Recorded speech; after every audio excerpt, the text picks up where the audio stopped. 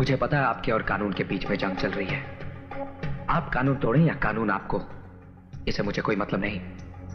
मैं यहां सिर्फ इतना समझाने आया हूं कि दोबारा इस जंग में मेरे भाई को घसीटने की कोशिश मत कीजिएगा, वरना कानून मुझे अपने हाथों में लेना पड़ेगा और यह आपके लिए अच्छा नहीं होगा। छोटा मुंह और बहुत बड़ी बात कह गए तुम। ये धमकी देने से पहले अपनी औकात और हमारी हैसियत तो देखी होती। ड्यूटी का हाथी को धमकाना अच्छा नहीं लगता बरखुरदार। छोटी होती तो बहुत छोटी है शोभराज साहब, लेकिन अगर हाथी के कानों तक पहुंच जाए तो उसकी मौत का कारण बन जाती है।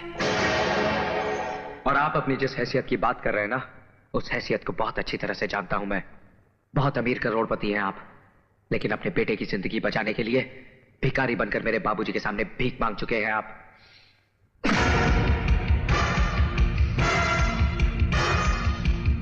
सुना है ये हाथ मेरे बाबूजी के गिरेबान तक भी पहुंच चुके हैं।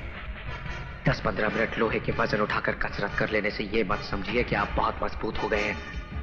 मैं हर दिन 15 घंटे पिछले 15 सालों से सिर्फ लोहे का काम कर रहा हूं, और लोहे से जब शीशा टकराता है तो उसके इतने टुकड़े हो जाते हैं कि गिनना मुश्किल हो जाता है। अंग्रेजी में एक कहावत है, एंगर। किसी और को सुनाना, मैं सिर्फ एक जुबान समझता हूं, हिंदुस्तानी। और उसमें एक कहावत है, 100 सुनार की और 1 लोहार की।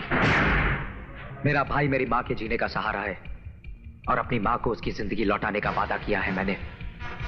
उसकी जिंदगी छीनने की कोशिश करने वाले की सांसें उसके ही सीने में दफन कर दूंगा मैं। याद रखना।